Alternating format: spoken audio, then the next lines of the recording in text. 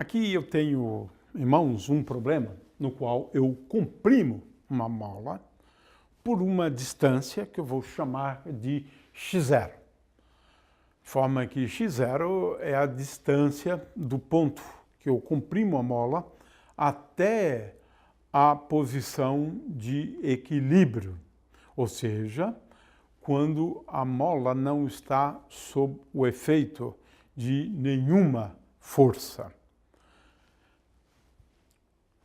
Depois de comprimir, eu solto. Quando passa pela posição de equilíbrio, esse corpo de massa M, adentra uma região rugosa e, portanto, tem um coeficiente de atrito cinético ou dinâmico, às vezes se usa as duas palavras, né?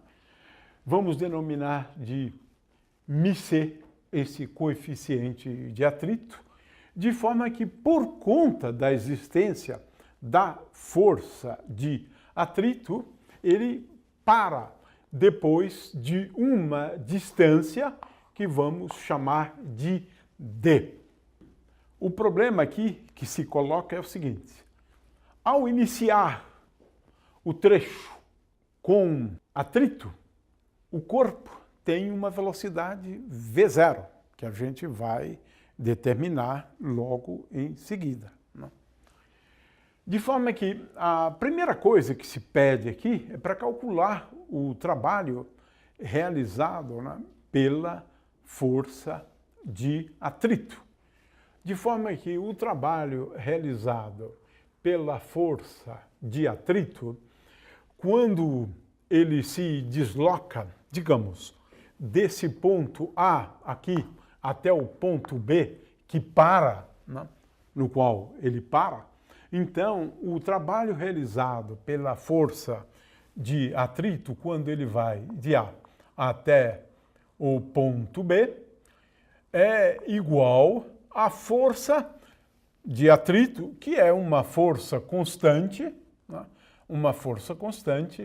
e agora eu tenho que colocar nesta expressão a distância. No entanto, quando eu colocar aqui a distância, eu preciso levar em conta, para ver qual é o sinal aqui correto, eu preciso me dar conta que a força de atrito está neste sentido, enquanto que o corpo se desloca no sentido oposto. Portanto, F escalar dl, nesse caso, é igual a menos o módulo da força vezes o módulo de dl. Portanto, nesse caso, eu tenho que adotar aqui um sinal menos e lembrar que eu estou calculando aqui o trabalho realizado pela força de atrito. A expressão é relativamente simples, uma vez que a força de atrito ela é igual a μ vezes a componente normal da força. Ora, a componente normal da força, neste caso, né, quando a gente adota um diagrama de corpo livre para esse corpo de massa M, nós vemos aqui a força normal, aqui a força peso, M vezes G, a força normal, e finalmente, para ressaltar, né, eu tenho aqui a força de atrito, que está neste sentido aqui. Ora, a força normal, ela é igual à força peso. Portanto, aqui eu vou adotar para o coeficiente de atrito μ, o coeficiente de atrito cinético ou dinâmico, vezes N, onde N é igual a M vezes G.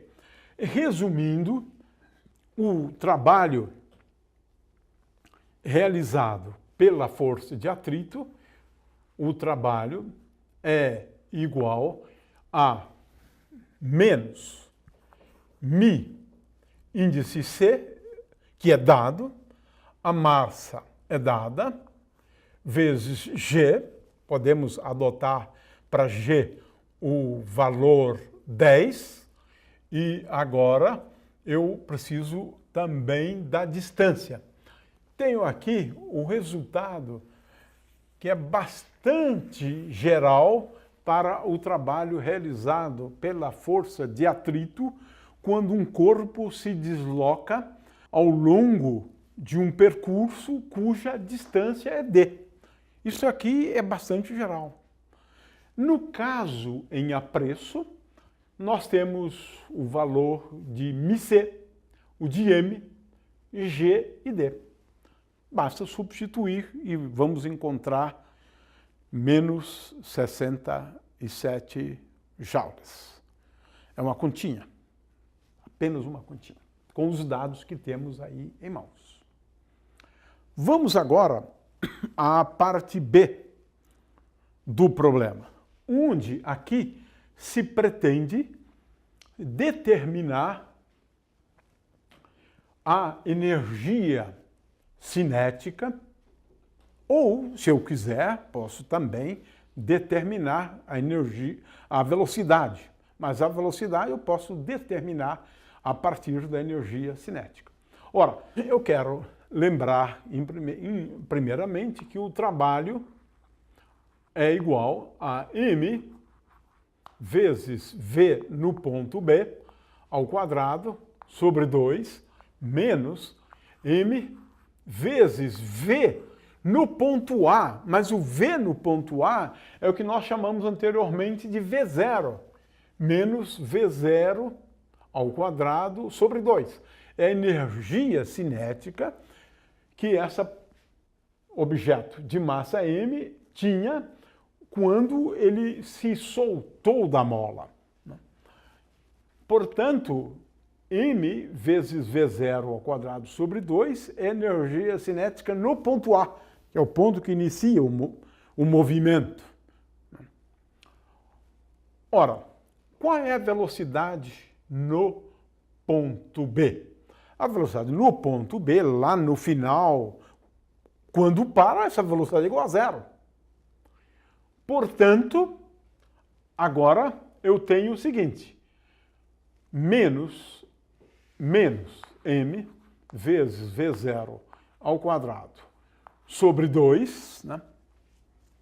Menos V0 ao quadrado sobre 2 é igual, o trabalho, esse termo é igual a zero, é igual a menos μc vezes m vezes g vezes d.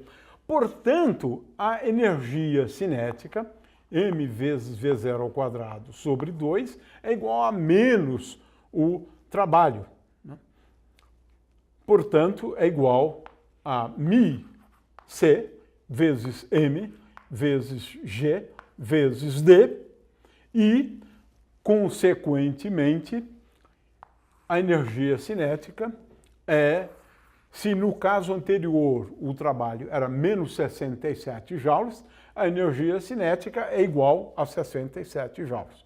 De qualquer forma, basta substituir o μ como dado no problema, m, g e d, para eu determinar a energia cinética. O que é interessante é que eu posso também aqui determinar a velocidade, né, da partícula. E essa velocidade da partícula, na verdade, como a massa é igual, V0 é igual ao quadrado, é igual a 2 vezes μ vezes c vezes g vezes d.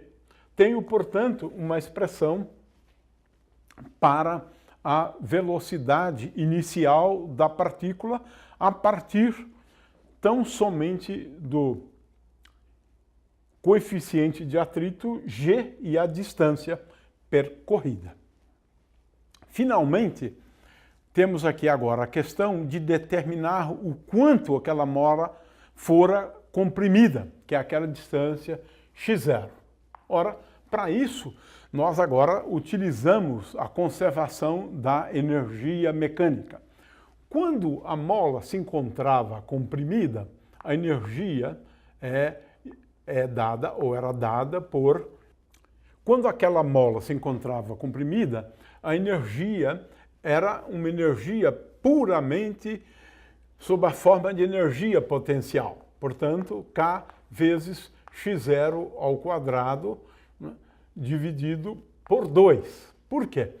Porque quando ela se encontrava comprimida, a energia cinética naquelas condições, que seria um V0, agora linha, quando ela estava comprimida, dividido por 2, mas ela estava comprimida, presa, e a velocidade inicial da mola é igual a 0. Portanto, a energia se encontrava inteiramente sob a forma de energia potencial, quando ela estava comprimida.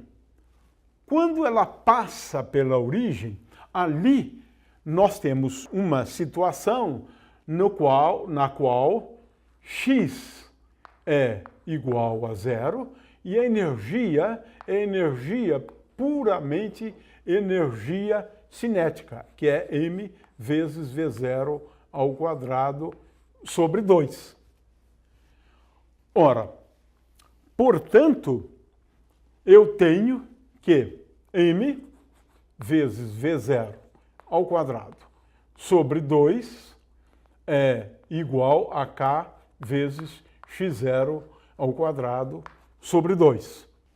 Como m vezes v0 ao quadrado sobre 2 é igual a μc vezes m vezes g vezes d, eu concluo que kx0 ao quadrado sobre 2 é igual a μ índice c vezes a massa vezes g vezes d. Consequentemente, eu tenho que x0 ao quadrado é igual a 2 vezes μ c m vezes g vezes d dividido por k. Ora, resumindo, x0 é igual a raiz quadrada. É claro que, no caso, como eu comprimi, o melhor seria a gente colocar aqui um sinal menos. Se eu estou pensando apenas no módulo, eu não preciso do sinal menos. Então, x0 é igual a raiz quadrada de 2 vezes μ c vezes m vezes g vezes d, dividido pela constante k da mola. E eu tenho todos esses dados aí no enunciado do problema e eu posso então determinar o valor de x0.